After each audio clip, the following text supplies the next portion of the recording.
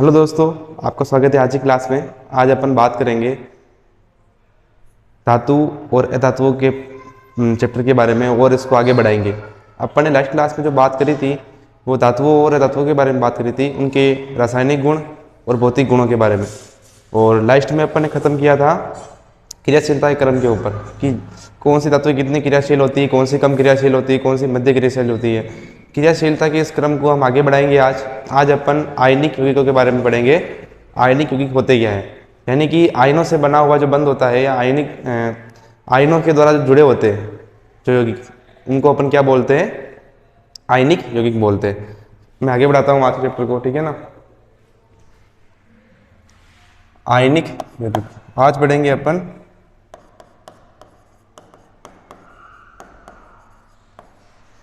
आयनिक यौगिक होते क्या है? ये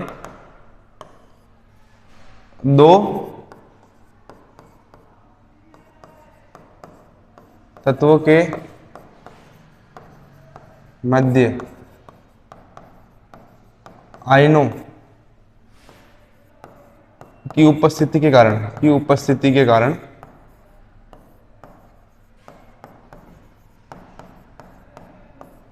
बना यौगिक। यौगिक का मतलब होता है, जो आपको पता है, उत्पाद जो बनता है ना नया, उसको बोलते हैं यौगिक। क्या कहलाता है? यौगिक। आयनिक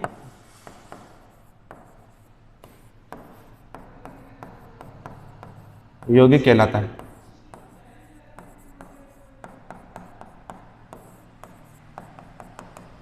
आपने सुना होगा या आपने पिछले चैप्टर में देखा होगा, हमने कुछ लवण पढ़े थे या कुछ अपन ने अम्ल क्षारों के बारे में कहना था। जैसे मैं एग्जाम्पल लिखता हूँ, इससे एग्जाम्पल क्या लिखता हूँ मैं? एग्जाम्पल है जैसे इसका HCl। इसमें देखना क्या होता है, जो इसके अंदर हाइड्रोजन के पास में +1 होता है और क्लोरीन के पास में -1 होता है। ये दोनों ही आपस में क्या बनाते हैं? बॉन्ड बनाते हैं, मतलब कि बंध बनाते हैं और आपस में चिपक जाते हैं। तो जो इलेक्ट्रॉन्स का आदान प्रदान होता है वो होता है आयंस के द्वारा, ठीक है ना। यहाँ पर आयंस के द्वारा बंध बन रहे होते हैं, ठीक है। ऐसे ही KCl, उसमें भी क्या होता है? पोटेशियम के पास में +1 और Cl के माइनस में -1, ठीक है। इनमें भी यही इलेक्ट्रॉन्स आदान प्रदान कर रहे होते हैं। NaCl जो नमक बन रहा था आपके साल्ट, उसमें भी यही था, Na+ और Cl-। तो आपको समझने के लिए कि इनके मध्य क्या होते हैं? आयंस के आदान प्रदान से ये यौगिक का निर्माण कर रहे होते हैं। इसी कारण से हम इन्हें क्या बोलते हैं? आयनिक यौगिक बोलते हैं, ठीक है। इसको नोट डाउन कर लो, मैं आगे बताऊंगा आपको कि आयंस जो होते हैं, आयनिक यौगिक जो होते हैं, उनके क्या मतलब कि गुणधर्म क्या होते हैं, किस प्रकार से वो काम करते हैं, इनको नोट डाउन कर लो।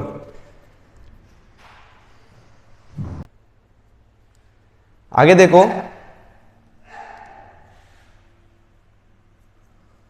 अपन लिखते हैं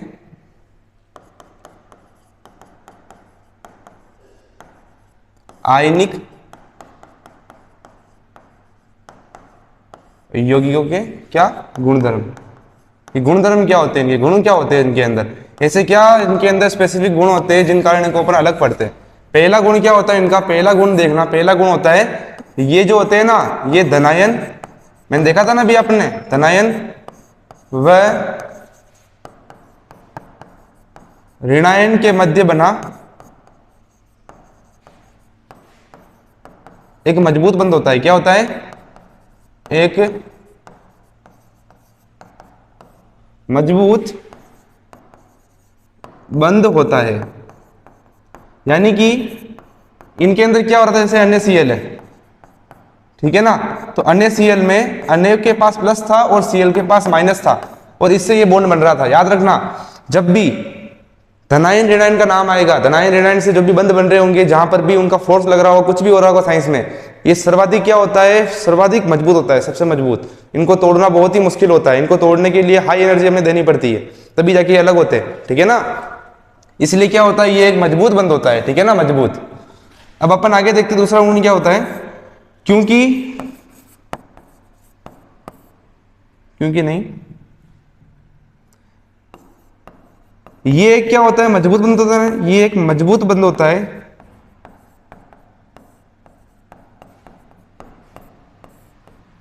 इसीलिए क्या होता है? इसीलिए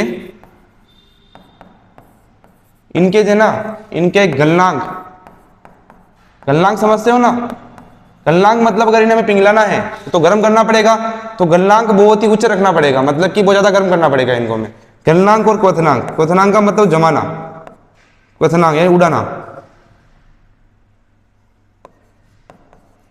अगर हमें इन्हें गलाना है या इनको वहां से साफ करना है, ज्यादा गर्म करेंगे तो ये वहां से हट जाएंगे, ठीक है ना। तो क्वथनांक ये दोनों ही क्या होते हैं, इनके उच्च होते, उच्च होते हैं। ये उच्च होते हैं, इसका कारण ही यही है, उच्च इसीलिए होते हैं क्योंकि इनके मध्य जो बंध बन रहा होता है, बंध बन रहा होता है आयनिक बंध, और आयनिक बंध क्या होता है, बहुत ही मजबूत होता है, ठीक है ना। उसको तोड़ने के लिए कि हम गर्म करेंगे तो इनको तोड़ेंगे, गलनांक इनको गलाएंगे, पिघलाएंगे, इनकी अवस्था परिवर्तन करेंगे। अवस्था परिवर्तन में उनके मध्य जो जो अणु होते हैं, उन अणुओं को ही हम बदलते हैं, अणुओं को उसकी जगह से बदल देते हैं, ठीक है ना। इसी कारण से उनकी अवस्थाएं बदलती है। तो क्वथनांक और गलनांक के लिए हमें क्या क्या करना पड़ेगा, उनको बहुत ही हाई टेम्परेचर पे गर्म करना पड़ेगा। तो उच्च होते हैं, अतः ज्यादा ऊर्जा चाहिए होती, ज्यादा ऊर्जा की आवश्यकता पड़ती है।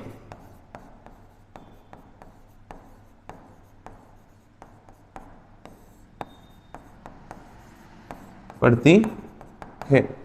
थर्ड देखते हैं अपन, ये क्या होते हैं, जो आयंस, ये यौगिक जो बनते हैं ना, ये वाले, ये जो होते हैं, ये यौगिक क्या करते हैं, ये यौगिक पानी में क्या होते हैं, जल में, जल में क्या होते हैं, घुलनशील होते हैं, जल में घुलनशील होते हैं, जल में घुलनशील होते हैं, किंतु जल में तो घुलनशील होंगे, लेकिन किसमें घुलनशील नहीं होंगे, किंतु केरोसिन,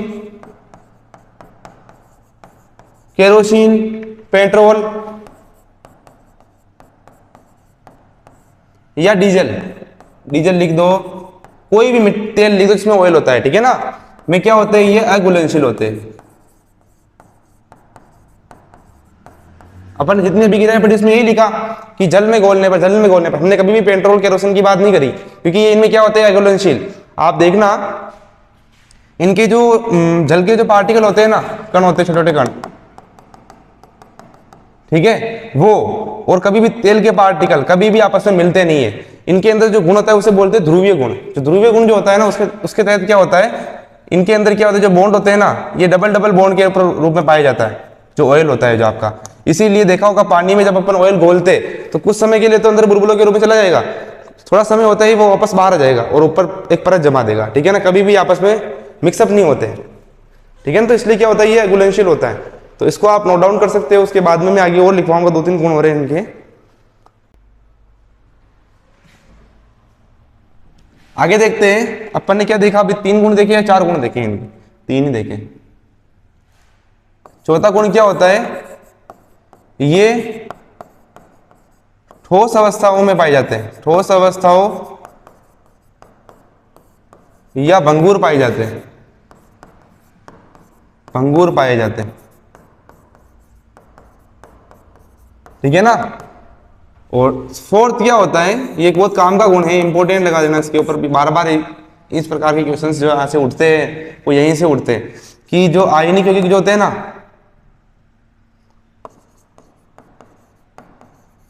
आयनिक यौगिक जो होते हैं वो आयनों के कारण, आयनों के कारण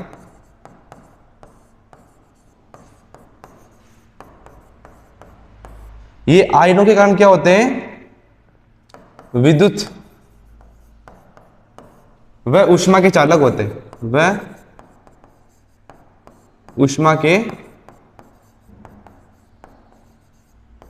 चालक होते हैं। ये सबसे इंपॉर्टेंट बात है कि जब हम किसी आयनिक यौगिक के अंदर क्या करेंगे, ऊष्मा व विद्युत का प्रवाह करेंगे, तो वो आराम से ऊष्मा व विद्युत का चालन कर लेगा, ठीक है ना। इसी कारण से क्या होते हैं, इसके चालक होते हैं। इसको भी आप नोट डाउन कर लो, उसके बाद मैं नया टॉपिक शुरू करता हूं।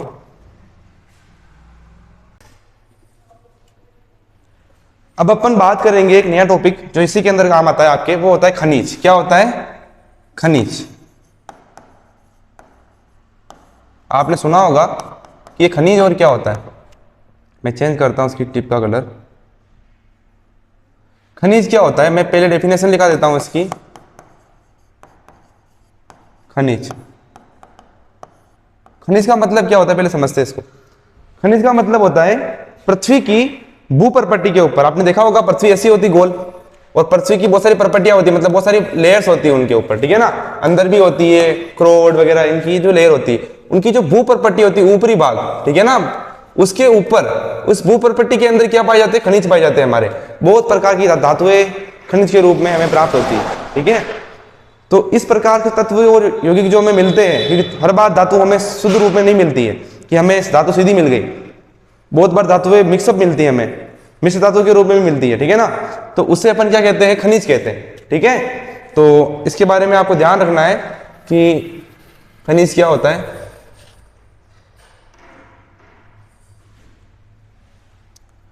पृथ्वी की भू प्रॉपर्टी पर पाए जाने वाले तत्व यौगिकों को, तत्व यौगिकों को, या तो वो तत्व होंगे, तत्व मतलब या तो वो एलिमेंट होंगे, या क्या होंगे, कंपाउंड होंगे, यौगिक होंगे, ठीक है ना। यौगिकों को क्या कहते हैं अपन, हम खनिज कहते हैं। बहुत सिंपल डेफिनेशन लिखी मैंने, खनिज कहते हैं। सर ये बात समझ में आ गई कि खनिज क्या होते हैं, लेकिन ये खनिज जो होते हैं ये क्या हमें शुद्ध रूप में मिल जाते हैं, नहीं, ये हमें अयस्क के रूप में मिलते हैं। अयस्क का मतलब होता है खनिज के साथ में बहुत कुछ और ज्यादा उसकी अशुद्धियां जो हमारे काम की नहीं है वो भी निकलती है, सिर्फ और सिर्फ हमें खनिज ही नहीं मिलता है, ठीक है ना। तो सेकंड लिखना इसके अंदर, खनिज के साथ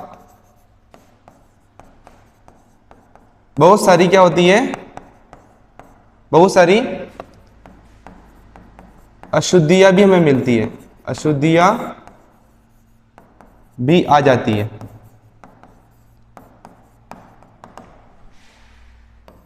जिन्हें क्या करते हैं अपन, अलग अलग विधियों से अलग करते हैं, अलग अलग विधियों से शुद्ध करते हैं,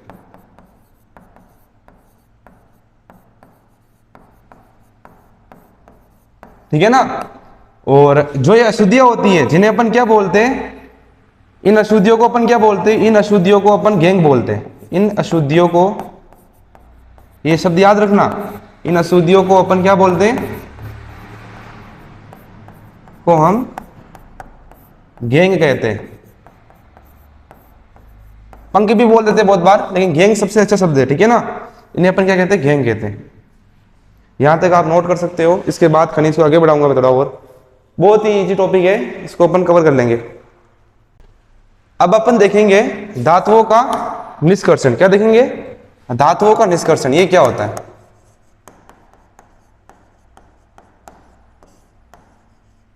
धातुओं का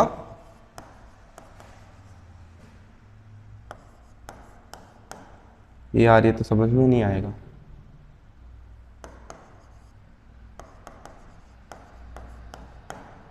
निष्कर्षण शब्द अजीब थोड़ा सा शब्द है, जरा मैं इसको सही कर लेता हूं। धातुओं का निष्कर्षण,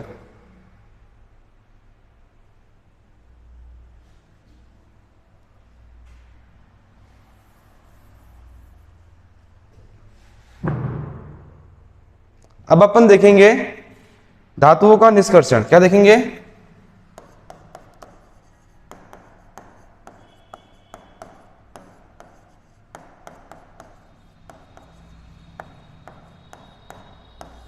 होता कैसे है ये निष्कर्षण का मतलब क्या होता है, कि आपने सुना होगा या मैं आपको बता देता हूं कि जो धातुएं होती है वो हमें सीधे रूप में नहीं मिलती है, उसके साथ में बहुत कुछ और अदर मटेरियल आ जाता है जो हमारे किसी काम का नहीं होता है, या होता भी है तो उसको हमें अलग ही करना पड़ेगा, क्योंकि धातुएं हमें चाहिए। जैसे सोना निकाल रहे अपन या कुछ भी निकाल रहे तो उसके साथ में बहुत कुछ और मटेरियल आ रहे हैं, जैसे मिट्टी आ गई साथ में, या अपन ने लोहा निकाला साथ में तो लोहे के साथ में हमारे एल्यूमिनियम ये सब कुछ आ रहा है, तो हमें उनको अलग अलग करना पड़ेगा। तो धातुओं का निष्कर्षण, धातुओं के अंदर से उन पदार्थों का, शुद्धियों को अलग करने का जो विधि होती है उसे अपन क्या कहते हैं, निष्कर्षण कहते हैं, ठीक है ना। धातुओं से या किसी अयस्क से अयस्क से धातु को अलग करने की विधि या धातुओं से अशुद्धियां हटाने की विधि वो क्या होती है, आपके निष्कर्षण कहलाती है। तो अयस्क समझ गए ना, अयस्क से धातु व अशुद्धियों को अलग करने की विधि, कि धातु भी निकालनी है हमें, अशुद्धियां भी अलग करनी है, अशुद्धियों को अलग करने की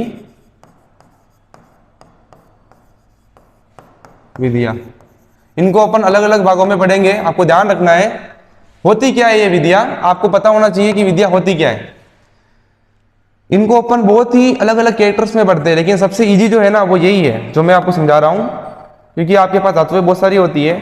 जैसे अपन एक फोटो देखा था ये वाला, ये आपको मैंने दिखाया था पहले, इसको क्या बोलते हैं, सक्रियता श्रेणी के आधार पर। सक्रियता श्रेणी क्या होती है, क्रियाशीलता जिसे अपन बोलते हैं, ये होती क्या है।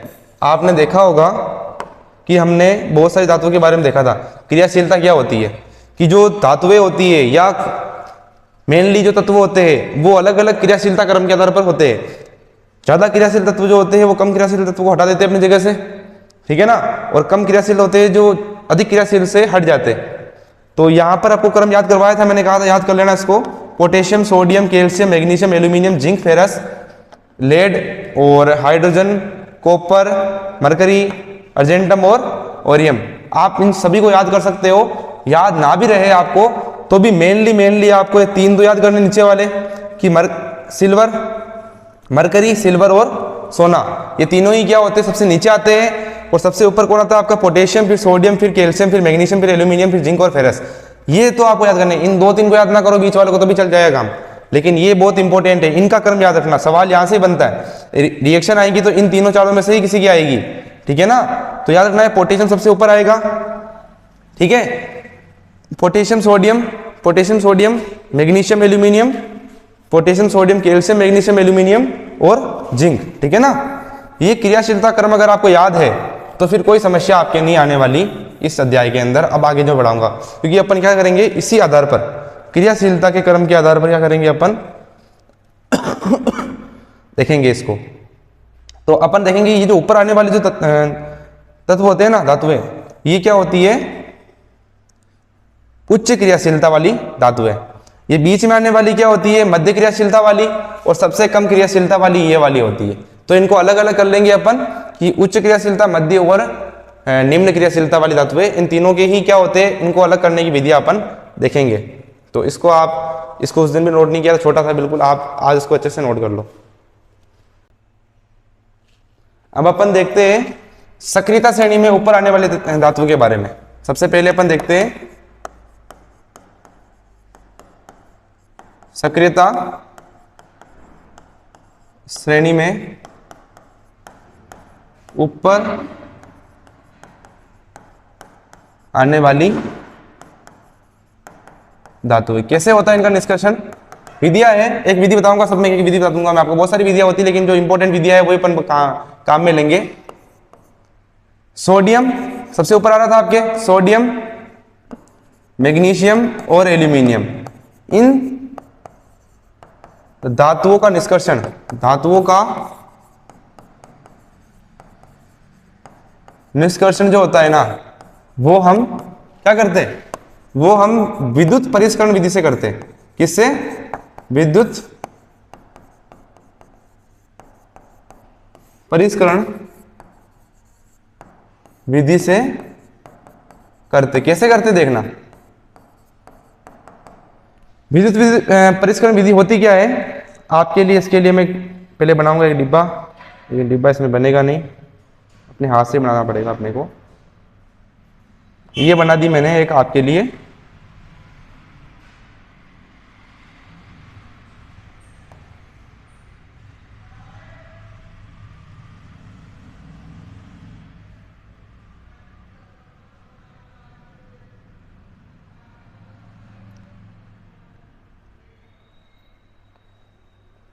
इसके अंदर क्या करूं मैं, विधि से करते हैं। इसके अंदर करते क्या है अपन, कॉपर सल्फेट का विलयन लेंगे। कॉपर जैसी धातुएं जो होती है ना आपकी, जैसे एल्यूमिनियम हो गया, मैग्नीशियम हो गया या एल्यूमिनियम मैग्नीशियम, क्योंकि अपन ने पिछले वाले पेज पे देखा है ना अपन ने, ये जो धातुएं होती है सारी क्या होती है आपके ऊपर आने वाली, ठीक है ना। आप इसको एक बार इसको नोट कर लो।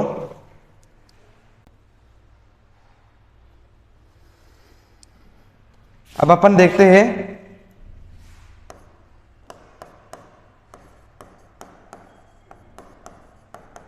सक्रियता श्रेणी में ऊपर आने वाली धातुओं को कैसे होता है उनमें, इनके अंदर ध्यान रखना सबसे इंपॉर्टेंट जो है ना वो होता कैसे है ये देखना। इनमें धातुएं जो आती है वो आपको पता ही है, जैसे सोडियम हो गया, एल्यूमिनियम हो गया आपके, और सोडियम एल्यूमिनियम मैग्नीशियम ले लो आप, ठीक है ना। इन धातुओं को या तत्वों को विद्युत परिष्करण विधि से, विद्युत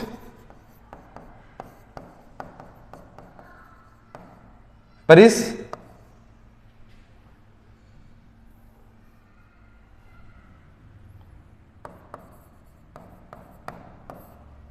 विधि से क्या करते हैं अपन, विधि से निष्कर्षित करते हैं। कैसे करते हैं, आपको बस विधि ध्यान रखनी है, उसमें अपन धातु वैल्यू ले रहे हैं, बाकी विधि याद रखनी है आपको। कैसे करते देखना, एक ले लेंगे अपन बीकर, उसमें अपन एक सल्फेट का विलयन डालेंगे। सल्फेट समझते हो ना, जैसे मैंने CuSO4 डाल दिया, ठीक है, ये सल्फेट का विलयन है। उसमें 2 छड़े लगा लेंगे अपन अपने हिसाब से, 2 छड़े, एक होती है कैथोड, एक होती है एनोड। जैसे ये है आपके क्या है, ये हो जाएगी आपकी एनोड, ये हो गया आपकी कैथोड। इसमें एक बैटरी लगा लेंगे अपन, बैटरी, ठीक है।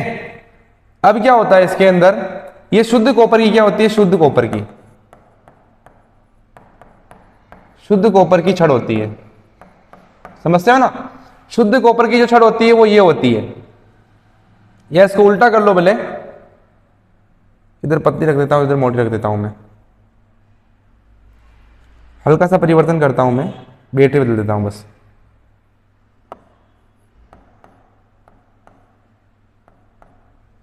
ठीक है। तो होता क्या है, जैसे ही सल्फेट के विलयन को अपन इसमें रखते हैं इन छड़ों को, और जैसे ही धारा प्रवाह होगा इसके अंदर, तो आपको देखने को मिलता है कि जो कॉपर होता है ना, ये जो इसकी, ये तो होती है आपकी मिश्र धातु, मतलब कि कॉपर के साथ में बहुत सारी अशुद्धियां वगैरह जो जमीन से निकाला अपन ने छड़ ला के यहाँ पे रख दी, ये बिल्कुल परफेक्ट कॉपर की छड़ होती है, पूरी कॉपर की। तो होता क्या है कि यहाँ से कॉपर निकलता है और आ करके इस पे जमना शुरू हो जाता है इसके ऊपर, ठीक है ना। जैसे कॉपर आया यहाँ पर Cu, इसमें क्या होती है, आयनिक विधि होती है। पहले 2 इलेक्ट्रॉन आएंगे जो यहाँ पर आएंगे, जमा हो जाएंगे, ठीक है ना। फिर 2 इलेक्ट्रॉन इस कॉपर +2 को खींच लेंगे अपनी ओर, और जैसे ही कॉपर +2 को खींचा, यहाँ पर आके वापस कॉपर क्या हो गया, उदासीन हो गया। ऐसे करते करते हर बार ये विधि चलती है आपकी, और फिर क्या होता है, एक समय ऐसा आता है जब ये छड़ पतली रहती है, ये मोटी रहती है, ठीक है ना, और नीचे की तरफ कचरा जम जाता है। यहाँ पर वो कचरा जम जाएगा जो कचरा इससे निकल के नीचे गिर रहा है, कॉपर के अलावा जो कुछ भी होगा वो नीचे जम जाएगा, और ये छड़ लास्ट में कई बार तो खत्म हो जाती है, ठीक है ना। तो इसको क्या बोलते हैं, विद्युत परिष्करण विधि होती है। इसके अंदर क्या करते हैं अपन, सल्फेट का विलयन लेते हैं, ध्यान रखना, सल्फेट विलयन का उपयोग करते हैं, उपयोग किया जाता है, ये सबसे इंपॉर्टेंट चीज है, ठीक है ना। बाकी ये विधि किसी भी धातु के साथ कर सकते हैं, ऊपर वाली की, जैसे सोडियम की ले ली अपन, या एल्यूमिनियम की ले लिया, मैग्नीशियम की ले ली, छड़े ले लो, धारा जोड़ दो उसके साथ में, और धीरे धीरे क्या होगा, धीरे धीरे ये इस विधि को दोहराएगा, क्योंकि एक बार गया, एक परमाणु जाता है इससे बहुत समय के बाद, लगभग 20-30 मिनट लगते हैं, आधा घंटा लगता है इसके अंदर, और ये अपने आप इस छड़ को पतला कर देगा, इसको छोटा कर देगा, ठीक है ना। तो इस बदल देगा, इसको उतार लो। अब अपन पढ़ेंगे मध्य में आने वाली धातु के बारे में। जो मध्य में धातुएं आती है उनके अंदर जो अशुद्धियां होती है वो पाई जाती है सल्फेट और सल्फाइड और आपके कार्बोनेट के रूप में पाई जाती है, ठीक है ना। तो उनको अलग करने के लिए अपन 2 विधियों का उपयोग करते हैं, उसमें एक होता है भर्जन, एक होता है निस्तापन। तो इन दोनों विधियों के बारे में जानना पड़ेगा आपको। तो अगला अपन देखते हैं सेकंड, मध्य में आने वाली धातु, मध्य में आने वाली धातु क्या होता है, निष्कर्षण धातु है। क्या होता है इसके अंदर, करते क्या है अपन, कुछ भी नहीं करते। इन धातुओं में क्या होते हैं, इन धातुओं की अशुद्धियां जो होती है ना, धातुओं की अशुद्धियां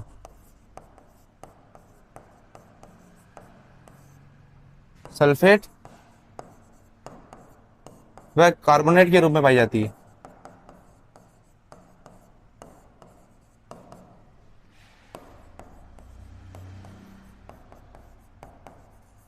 पाई जाती है,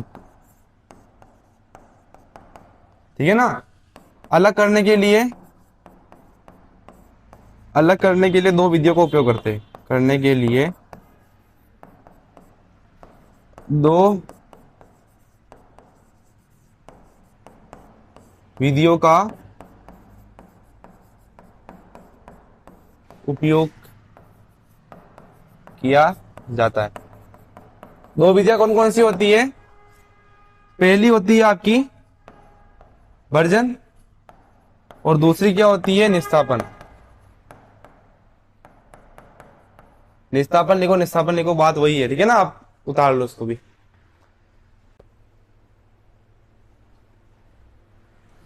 भर्जन में क्या होता है, जो भर्जन जो होती है ना आपकी पहली विधि भर्जन वाली, आपको मैंने कहा था इसमें क्या होती है, सल्फाइड के रूप में होती है। तो जिंक सल्फाइड लेते हैं अपन, जिंक सल्फाइड की अभिक्रिया क्या करेंगे अपन, ऑक्सीजन के साथ में करेंगे, ऑक्सीजन के साथ कराई जाती है।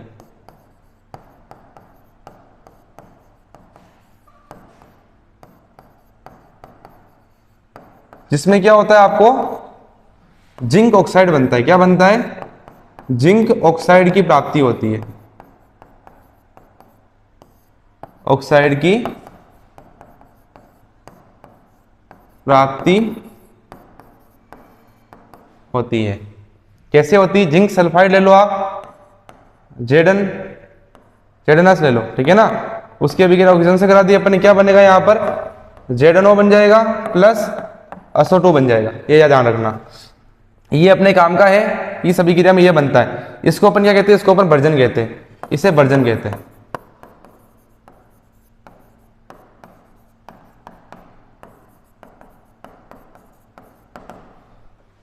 इसको उतार लो, भर्जन बहुत इजी है, कुछ नहीं करा। जो अशुद्धि हमें मिली थी शुरू से जमीन से निकाला, हमें जेडनस के रूप में मिलती है इसमें।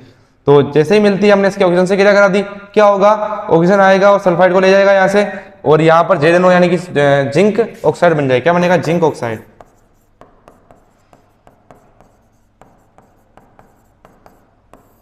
तो आप पूछोगे सर जिंक कहाँ से निकल गया, जिंक ऑक्साइड निकल गया यहाँ पर। तो कुछ भी नहीं करेंगे अपन, इसका यूज करेंगे। देखे देखना, अभी आप देखना, अब मैं इसको जेडनो को लूंगा और कार्बन से इसकी क्रिया करवा दूंगा, ठीक है ना।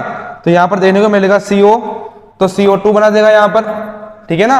और जिंक यहाँ पर हमें मिल जाएगा, ठीक है ना, शुद्ध जिंक मिल जाएगा हमें। इस प्रकार से ये क्रिया होती है। आप इसे गर्म भी कर सकते हो, गर्म करने पे क्या होगा, ऑक्सीजन निकल जाएगी वहां से, और क्या बच जाएगी, मात्र जिंक बच जाएगी। ये भी बहुत ईजी है, इसको उतार लो। निस्तापन क्या होता है, निस्तापन होता है आपके, निस्तापन देखना, निस्तापन में क्या होता है, कार्बोनेट है इसको, ये अपन ने भी क्या लिया, सल्फेट ले लिया, सल्फाइड, अब कार्बोनेट ले ले, कार्बोनेट अयस्क को क्या करेंगे अपन, यार इसमें क्या था, कार्बोनेट अयस्क को गर्म करने पर धातु का क्या बन जाता है, धातु का ऑक्साइड बन जाता है, ऑक्साइड बन जाता है। इसे अपन क्या कहते हैं, इसे अपन कहते हैं निस्तापन, इसे निस्तापन कहते हैं। बहुत इजी है।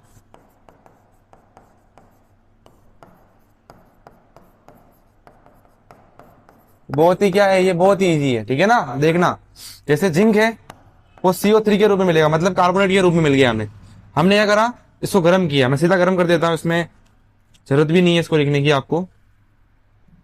उसको गर्म कर दिया मैंने, क्या कर दिया, ताप दिया। ताप समझते हो ना, इसे उष्मा दी अपन ने। गर्म करने पे क्या हुआ, यहां से ZNO बाहर निकल गया, ठीक है ना, और CO2 यहां से, या यहां से भी CO2 गैस बाहर निकल गई। दिख रहा होगा CO3 था, CO2 बाहर निकल गया और ZNO बच गया, ठीक है। अब इसमें भी अपन क्या करेंगे, वही लेके आएंगे कार्बन। ZNO था, कार्बन लेकर आए, क्या बन गया, CO2 बनेगा वापस, और प्लस में क्या बन जाएगा अपने, ये जिंक बच जाएगा, ठीक है। तो दोनों में ही अपन क्या करा, शुद्ध धातु प्राप्त करने के लिए क्या करा, शुद्ध धातु प्राप्त करने के लिए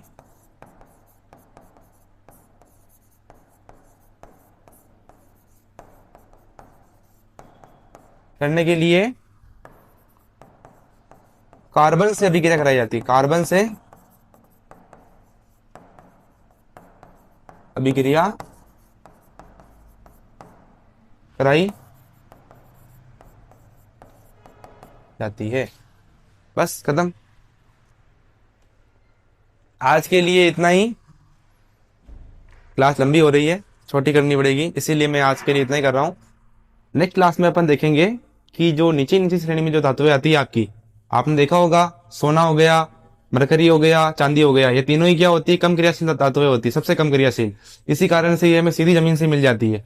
इनको अलग करना बहुत ईजी है। इनकी विधियां आप टीवी वगैरह में देखते होंगे, डिस्कवरी चैनल के ऊपर देखा होगा कभी आपने, वो पट्टे लगे होते हैं बड़े बड़े, इस तरह से लंबे लंबे पट्टे लगे होते हैं। यहाँ पर क्या होते हैं, ऐसे लगे होते हैं, फिर उसके ऊपर पानी डालते, एक तरफ से पानी पड़ रहा तो एक तरफ से इसकी बजरी पड़ रही होती है, फिर दोनों को छानते, या वो गोल गोल सा क्या क्या बोलते हैं, टोकरी जैसा आता है, उसमें मिट्टी डाल देंगे जहाँ पे सोना होता है, फिर उसको पानी में ऐसे हिलाएंगे, ठीक है ना। क्योंकि धातुएं क्या होती है, अयस्क के रूप में नहीं पाई जाती है, वो सीधी मिल जाती है हमें, इसी कारण उनको अलग करना बहुत आसान होता है। उनकी जो विधियां होती है, 3-4 विधियां होती है, वो अपन देखेंगे, ठीक है ना।